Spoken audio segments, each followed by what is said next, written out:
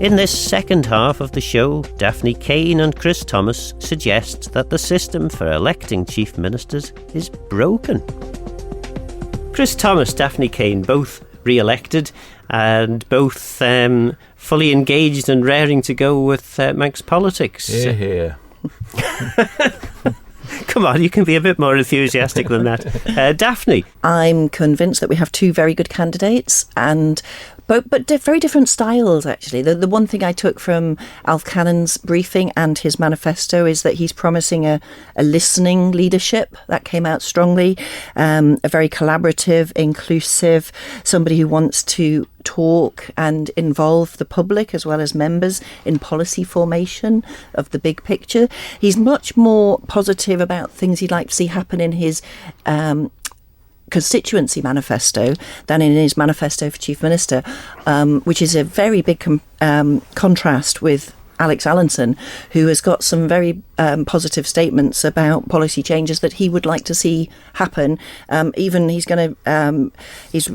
reversing drugs policy decision not to allow import licences for medicinal cannabis. He will reclassify cannabis as a Class C drug immediately. And I think somewhere it says in the first 100 days, a priority will be rates reform. So good luck doing that in the first 100 days. Well, it hasn't happened for 100 years. I think Chris knows more about that. I'm not sure how Dr. Allinson is going to reform rates, so that would be my first question. I've got a question down on the House of Keys for the Treasury Minister about what his view on the rates modernisation project, and I would very much like to know how Dr. Allinson's going to reform it. I would like him to do so in the right way. So rates then, how do you reform rates in 100 days then? Well, so Tynwald has adopted a resolution with a 10-year plan in October 2019. It was dropped by Council of Ministers. So perhaps Dr. Allinson is giving a compliment to the person who took that reform through Tynwald. And he's that wouldn't have been you, was it? That happened to be me, and perhaps he's saying that was the right plan and now we've got to do it. That's all I can believe he means, but he doesn't say that as such in his manifesto. So at points it's a bit ambiguous, Dr. Allinson's manifesto, and at other points, again, picking up on cannabis, to me it's a bit prescriptive. In the sense that he says here, I will reverse the decision to not allow import licences for medicinal cannabis. Well, that's a good thing, in my view, but no Chief Minister can say that because that depends on the will of the House of Keys, on the will of Tynwald, and I was quite surprised how some of those sentences were written from a Chief Minister. So I would have preferred to say, I propose to try to persuade Council of Ministers to take something to Tynwald rather than I will do it. But isn't that possibly one of the messages that you've all had over the course of the last 2 or 3 months from your constituents who are basically saying, look, we're fed up with this obfuscatory round the houses sorts of language, and actually we want to know clearly, what are you going to do? People do want to know that action is going to be taken, that we're not going to go out for another consultation on a consultation result. Alf Cannon also has a few key points that he will do positively. One of them is that the DOI should be broken up into smaller, accountable operational delivery bodies.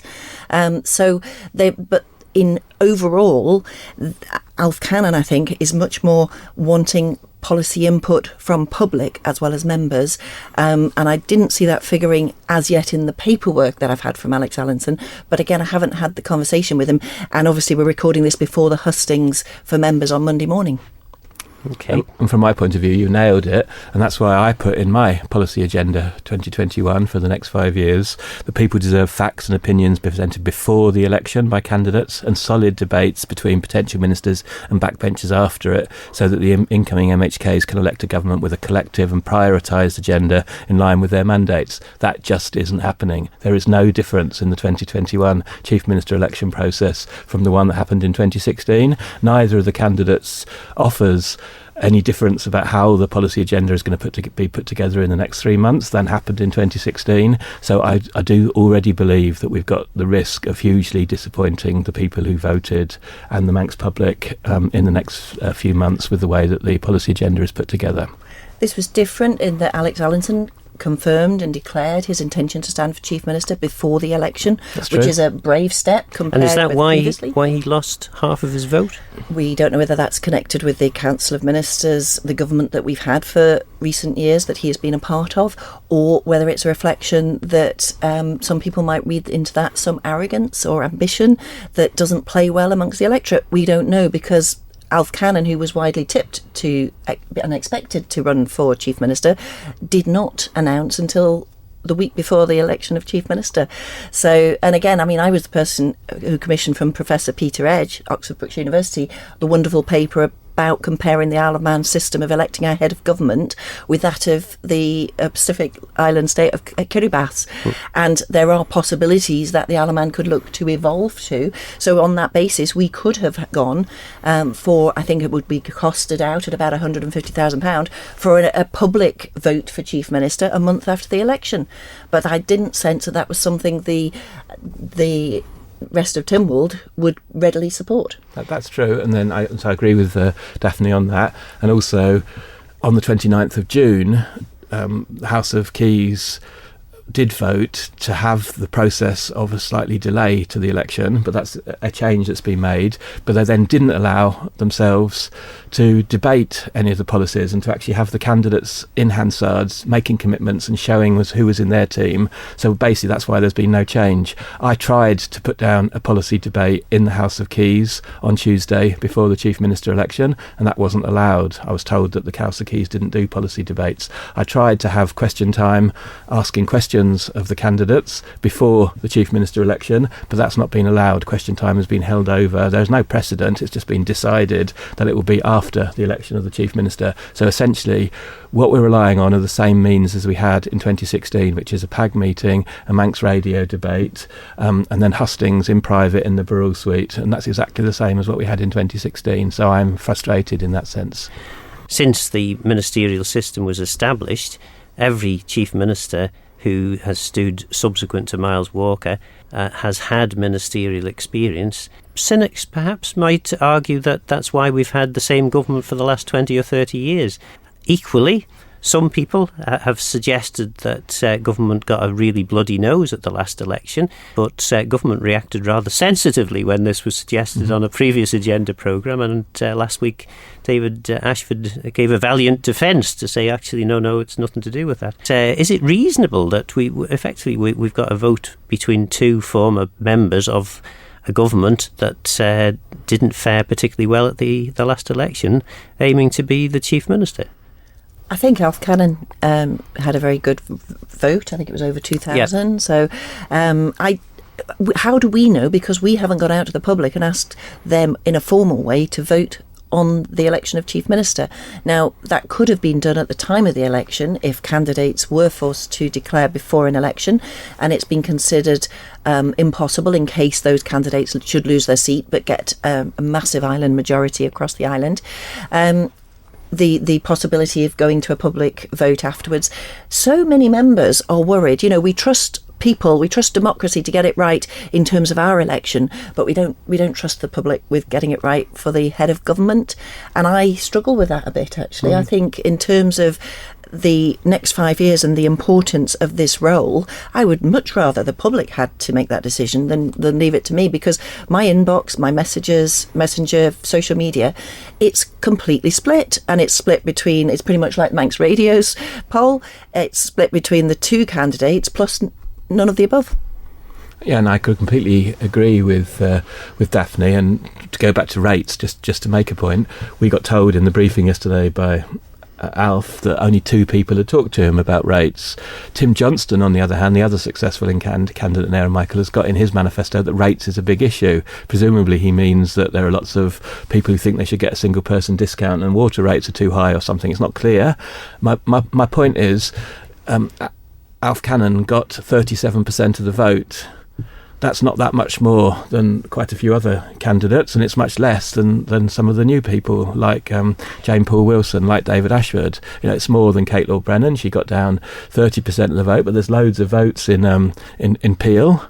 And a number of votes became quite large. So basically, we've got an election system in the Isle of Man that's completely messed up. in several ways. One of those is because we have this pretense of first past the post system with two candidates, but as we allow plumping and as we don't have a focus on national political issues, it's very hard to determine what the votes mean, firstly. And secondly, we don't actually have that much cooperation between the independent candidates in terms of coordinating their manifestos, because candidates have got the idea that the best thing to do is to pretend they're completely independent, because that's what the Manx public is sort of suggesting they want their MHKs to be. So therefore it's been a perennial issue every 5 years that we've ended up forming the policy and forming the government after the election amongst a little sort of electoral college of 24 people now, previously 33 people, and none of us, I don't think the Manx public thinks that's right, but they end up in that position each time. I can feel the government press team burning holes in me to suggest that actually I should maybe challenge some of what you're saying there. So, we've But do you work for the government press team? Sorry. No, I don't. I don't. Absolutely not. But I do get criticised by them. It's fair to say that government's done pretty well when it came to COVID, for example. It's fair to say that over the course of the last 30 years, the Isle of Man has been in a fairly reasonable position. So to suggest that in some way the system is failing dramatically, maybe an overly strong thing to suggest. But there is a potential for some change. But the old system seems to have delivered reasonable governments in the past.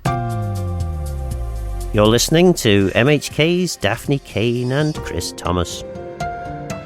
It depends what you're basing that on and what's the criteria for measuring the success or otherwise of past governments. Yes, we've had economic growth pretty much over 30 years, but in terms of the inequalities in society that are becoming a real issue and the disadvantaged, the unfair taxation system, you might say, I'm pleased to hear that the economic and taxation strategy that KPMG are compiling, that massive review that will be coming to us soon. I think there's a NI review document that's due to us soon. We have the potential to address things that are really major concerns for a lot of people, including poverty, including housing. So what criteria do you measure the success of a government with increasing use of food bank and poverty that we can't even define? Although social attitude survey of 2018, I think there were 32.5% of people who ticked 3 or more indicators of poverty. So we know that there is huge inequalities and also concerns over health and education. So plus I got on the doorstep, people are ready and waiting for us to do something about climate change, to enable people, to empower people to make those changes, to save money and the planet. But they're not seeing any speedy action in the things that really matter. So yes, the government previously had to deal with COVID, and some cases they've done pretty well. There were a couple of incidences that I think were pretty poor, and a public inquiry might be the best way forward to thresh those out. But in terms of where we go forward and the priorities for the future, it's got to be the gas prices, poverty, housing, and then education, health, things that matter to people. And that comes down to housing, including sustainable housing and climate mitigation measures. There's about 33% of the vote available to none of the above. So why have none of the above put their names in the election ring here? Well, you suggested it.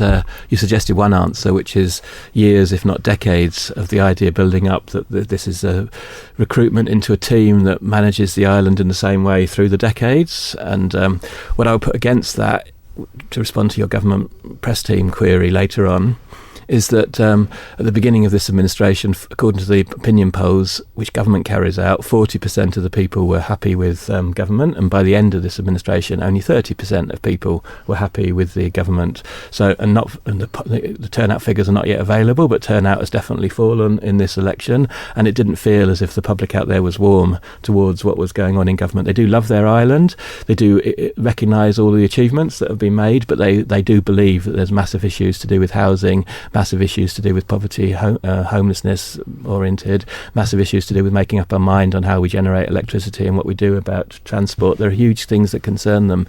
So in essence, to answer your question, the way that it works is at the first election, and people have got 3 choices. They can either vote for Dr. Allinson, or they can vote for Mr. Cannon, or they can vote and they can make a cast on what's called in the standing orders an invalid vote. They are 3 choices. This happened last, I think, from memory, in 2006, was it? You go back that time, and what happens then is, despite what it says in standing orders about the Speaker being able to come back the following day and immediately take new nominations and so on, what happened then in 2006 was that there was a delay for a week and new nominations were called for. I don't feel that's going to happen, but there is that possibility, and certainly there will be people out there. Daphne's inbox, I'm sure, has been peppered with people calling for her to stand as Chief Minister, just because because many candidates suggested Daphne was their preferred choice. Likewise with me, I've had nothing but comments since the general election night that I was wrong, my understanding was wrong. Now that Dr. Allinson has put himself forward, having come second and having had his vote halved, people say, Chris, that itself is wrong. I've had 2 former Chief Ministers say I'm wrong and I should put myself into the hat. So that's where we are. I do wish both. I would certainly add to that. I would agree that yes, it was wrong, but it was in your manifesto, and surely I'm a principled politician, yeah. And so therefore, to me, my honourable thing was to give the 2 candidates who made it quite clear for years that they will be in the 2021 general election campaign. One of them completely honourably in the way that Daphne described, by announcing that and putting together most of his manifesto in his election manifesto, and the other one, who everybody knows, is has upset quite a few civil servants, so it's definitely not the civil service choice, but is there in the mix, and they are the 2 leading contenders, and we will have an open, reasonable, fair election on next Tuesday, and then the law says that the House of Keys shall nominate somebody to the governor within 30 days, which is the 22nd or 23rd of October, I forget, and we could have another election the week afterwards in the House of Keys after Tynwald. I mean, you mentioned there about upsetting civil servants. Many people in the general public would say hurrah for exactly. someone who's doing that. I mean, that there are 2 styles of leadership, aren't there? There's the I demand, I'm the boss style, but there's also the more collegiate approach where you actually try and empathise and understand the problems. But I would say that that's what's a bit puzzling between the 2 manifestos for Chief Minister and the styles that the 2 candidates have had in their ministerial positions. Yeah. Because we would have seen Alf Caine is a very firm speaker. He's been an excellent Treasury Minister. He's a full grasp of everything and speaks well, both in Tynwald and in a sort of ambassadorial way on behalf of the island or in interviews. Alex is much more of a poker face, probably. We don't see the emotion behind what he's thinking. And yet, of the 2 candidates, Mr. Caine is the one who's the listening leadership and waiting for everybody's input and not going to come out and say, I want this, that and the other, apart from a few key points over the structure of government and the boards that need sorting out, for instance, the capital projects unit and that sort of thing. But Alex's manifesto is much more probably left-leaning, but also he talks about having job-sharing ministers, which is, I don't know how that would work legally or practically, but it's in there. So they're almost, there's this contrast between what they say on paper and the styles of politician that we know them to be, and that's the conundrum for me in trying to make a choice between that. It comes down to who do you trust to deliver what they're putting forward, and in terms of who we would appoint as a leader, it has to be a leader who can bring people along with him, and it's about the team that they put around them. And I suppose it's that the thought of a genuine council of ministers who are on the same side and a cohesive group of similar thinking in sort of policy direction terms. And I think that possibly the last government, we always felt that was a bit divided, and divided we fall, and maybe that was the end result, that people could see that there were cracks in that government. And is that not inevitable that people who are working in such high pressured roles are going to fall out with each other? I don't think so. I think though I said that this election was the same as last time, structurally it is, but there is one difference, and Daphne's spotted it and identified it and expressed it, which is that the candidates both noticed that there was criticism of chief ministers becoming presidential. I said it very explicitly in my Isle of Man newspaper's interview, and had quite a long discussion with the editor about whether or not he was going to allow me to answer in that way. I argued with John Moss on Manx Radio about this very same point, and I do think that's come across. I do think both candidates, and I agree in terms of the degree to which they are, with what Daphne said, are trying to come across as listening, team playing people, much more than people ever have previously. And I do think out there in the public, there are people who want a team to be put round those people, but I have a problem with that, because to me that team should be built in public, in a debate in the House of Keys, should be demonstrated, and it should be around policy principles and actions that are going to be taken now, rather than just trust me, I'm listening, I'm a team player. I'm also frustrated that by the fact, and I didn't support it when Chris Robertshaw brought the original motion and you amended, that we have this extra hiatus of an extra week to deliberate between the candidates. I don't think it will make any difference to the outcome of this. And as Chris said, there is no benefit in terms of policy discussion in public to split the candidates. So I think it's disappointing, and I would really dislike there to be a further hiatus of 1 or more weeks if a candidate did not secure enough support next week. So I think, although the instinct might be for a number of reasons to abstain, i.e. to spoil your paper, it's almost that there is a responsibility on us to get on with the job that we were elected to do, and ensure that a government is able to be formed quickly, so that we can get on with some very important decisions that need making. The counter to that, though, is that neither of these Chief Minister manifestos actually mention the voter and the mandates. They don't, so that's very dangerous. The Lord Bishop identified this in 2014. Mrs Christian picked it up on the debate on 29th of June. There has to be a connection between the mandate that comes from voters in the general election and the policy programme and the government that's implementing that policy programme. And we will never know. To me, it's exactly the same. Trust me.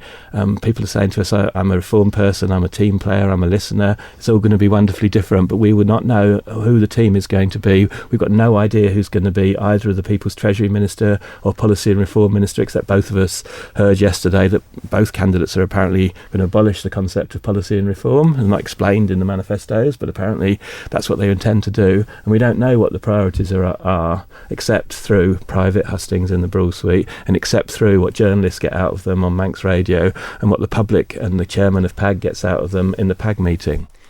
As far as the public are concerned, they're only really going to be bothered about 5 years' time. Is my life going to be better? Exactly. Am I going to have more money? Am I going to have a house? Am I going to have all the things that I want, good healthcare, education, etc., etc.? Which of the two manifestos in each of your points of view is going to deliver the best result for the Manx people?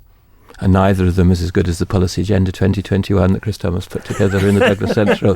Call me immodest, but I thought a lot about the facts in it that I chose to present, and the priorities that I chose to present inside that. And that's the case I will be making and have been making to at least one of the candidates who I want to support in the last few weeks. Housing is absolutely most important. Having the, for all sorts of reasons, having the economy working for even more people than it does work for at the moment is very, very important. And actually making no regret decisions about electricity and about other aspects to do with climate change is very important. Healthcare, there is a process already to reform it. Likewise with education. So the top three priorities have to be housing, the economy, and putting down an interconnector. I wouldn't disagree, but I'd say that Alf Cannon with his island plan, not to be confused with the planning island plan, but the island plan replacing the programme for government, or the probably more progressive policies that have stated in black and white print by Alex Allinson. I don't think that we will see either of those. I think there's going to be an evolution no matter who is elected to be Chief Minister, and the policies that need to be delivered are for the people. And they will be, because we are all representing the people, and both have promised the input into that will happen. I think that they're both two very different styles. And in terms of what eventually is the policies to go forward, I think it's by January that people are promising to have the programme or the island plan or whatever it's going to be called.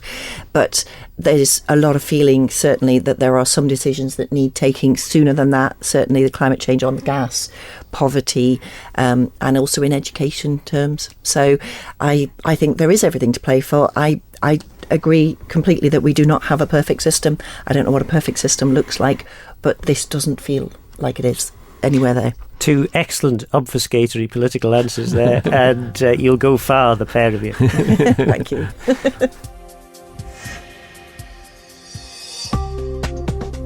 That was two of the possible none of the above chief ministerial candidates, Daphne Caine and Chris Thomas. But will they have a chance to enter the race? I hope you've enjoyed tonight's agenda. Hopefully by next week we'll have a clear understanding over where we're headed over the next 5 years. But for now, I'm Phil Gawne. Guramayu. Thanks for listening.